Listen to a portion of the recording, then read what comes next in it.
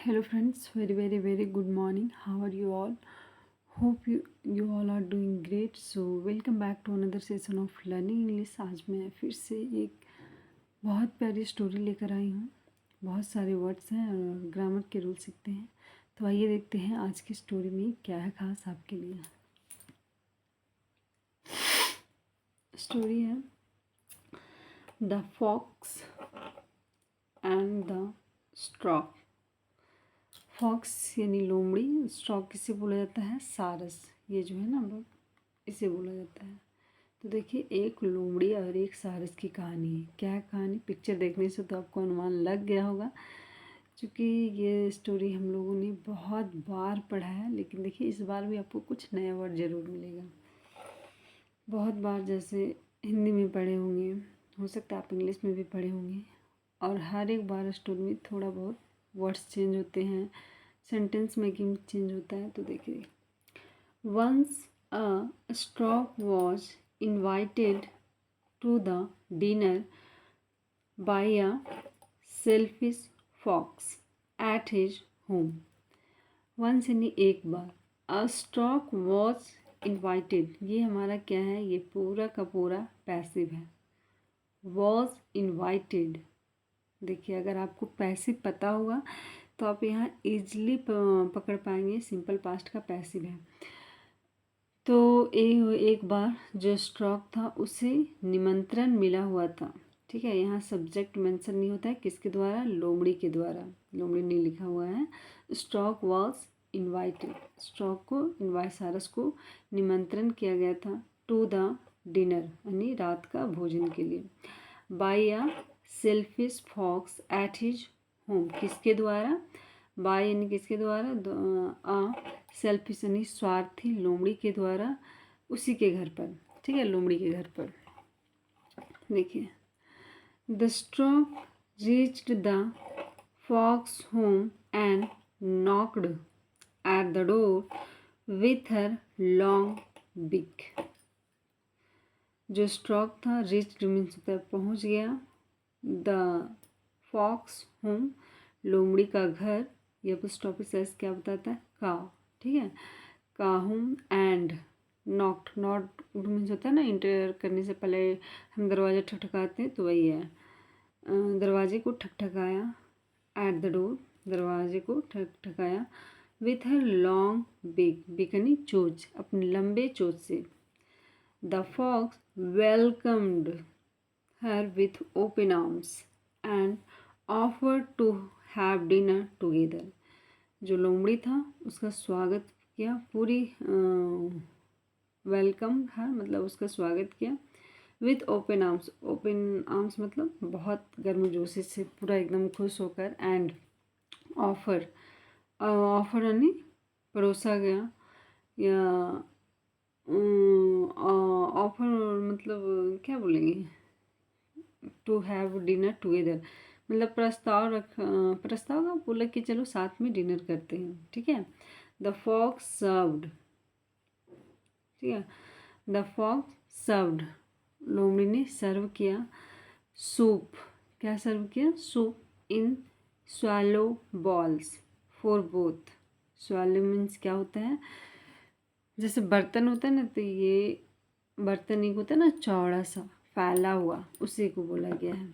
Balls यानी कटोरा, ऐसा कटोरा था जो फैला हुआ था। ठीक है, तो जो लोमड़ी था उसने परोसा सूप को इन स्वालो बॉल्स फॉर बोथ यानी दोनों के लिए, दोनों को एक जैसा ही बर्तन में परोस दिया, जबकि दोनों अलग अलग बर्तन जीव हैं। फिर भी देखिए, as the ball was to swallow, to swallow का मतलब है कि बहुत ज़्यादा फैला हुआ चौड़ा था। फॉर द स्ट्रॉक्स बिग, और किसके लिए बहुत ज़्यादा लग रहा था वो? सारस के बिग के लिए।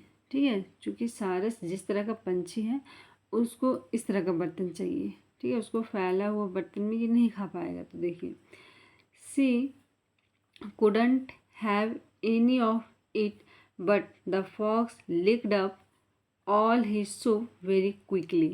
देखो, जो सारस थी, कहाँ था? हाँ, सी couldn't have, वह नहीं खा सकी, हैव नहीं खाना होता है, एनी ऑफ इट मतलब एक दाना भी नहीं खा पाई। बट लेकिन द फॉक्स लिक्ड अप, लेकिन जो लोमड़ी था वो पूरा का पूरा चट कर गया ऑल ही सूप, पूरा सूप को वेरी क्विकली मतलब तुरंत, शीघ्र। The poor straw went ballistic but remained polite and reverence देखिए। द पुअर, यहाँ पुअर का मतलब गरीब नहीं है, पुअर का मतलब होता है उदास होना, सैड, मतलब कि ये बहुत उदास हो गई। स्ट्रॉक एंड वेंट, और चली गई। बैलिस्टिक मीन्स होता है ना गुस्सा, बहुत ज़्यादा गुस्सा होना। बट रिमाइंड, बट याद किया। पोलाइट है ना, प्यार से याद किया कि अच्छा। एंड रेवरेंस मीन्स होता है बदले की भावना में उसे याद रहे कि ये इंसिडेंट। टू शो रिटालिएशन देखिए यहाँ एक वर्ड मिला है रिटालिएशन मतलब against the fox. To show, दिखाने का कि बदला कैसे लिया जाता है, किसके विरुद्ध, फॉक्स से बदला कैसे लिया जाएगा। ठीक है, रिटालिएशन मीन्स होता है बदला लेना।